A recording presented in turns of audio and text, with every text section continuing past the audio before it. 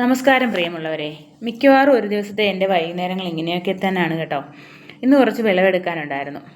അങ്ങനെ കുറച്ച് പയറൊക്കെ പറിച്ചു കഴിഞ്ഞപ്പോഴാണ് ഇതൊരു വീഡിയോ ആയിട്ട് എടുത്താലോ എന്ന് ആലോചിച്ചത്. ഇതുവരെയുള്ള നമ്മുടെ കഷ്ടപ്പാടുകളൊക്കെ ഇങ്ങനെ നമ്മൾ എന്തെങ്കിലുമൊക്കെ പറിച്ചെടുത്ത് കഴിയുമ്പോൾ അത് മറന്നു പോകും കേട്ടോ. പടവലം നിറയെ ചെറിയ ചെറിയ പൂക്കൾ വന്നിട്ടുണ്ടായിരുന്നു, കായാവാനുള്ള പൂക്കൾ.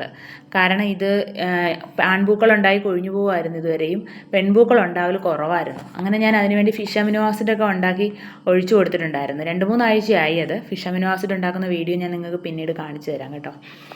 ഇപ്പോൾ ധാരാളം പെൺപൂക്കൾ ഉണ്ടാവുന്നുണ്ട്, കായ്കളും ആവുന്നുണ്ട്, അത് നന്നായിട്ട് വരുന്നുണ്ട്.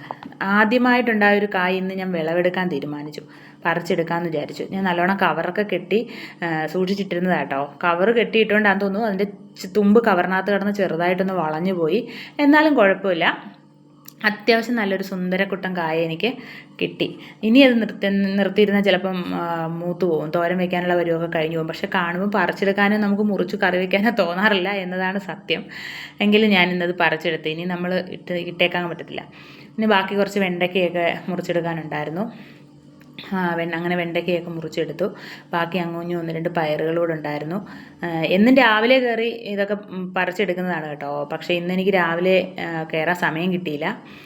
അതുകൊണ്ട് വൈകുന്നേരമായി. വൈകുന്നേരം മിക്കവാറും വെള്ളമൊക്കെ ഒഴിച്ച് വളമൊക്കെ ഇടാനൊക്കെ ഉള്ള സമയം കിട്ടത്തുള്ളൂ. ഇന്ന് പക്ഷേ പയർ പറിക്കേണ്ടതുകൊണ്ട് വളവെടിയിലൊന്നും നടക്കത്തില്ല. വെള്ളം ഒഴിച്ച് ഇതൊക്കെ പറിച്ചുകൊണ്ട് പോകാനേ പറ്റത്തുള്ളൂ.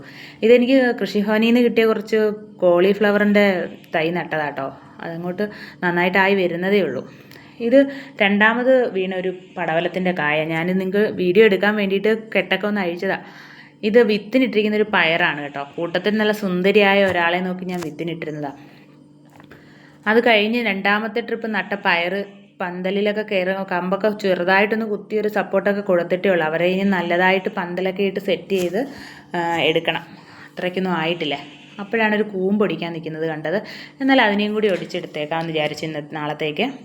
അപ്പോൾ എൻ്റെ ഈ വീഡിയോ ഇഷ്ടമായവർ ലൈക്ക് ചെയ്യാനും കമൻറ്റ് ചെയ്യാനും സബ്സ്ക്രൈബ് ചെയ്യാനും മറക്കരുത്. Thank you.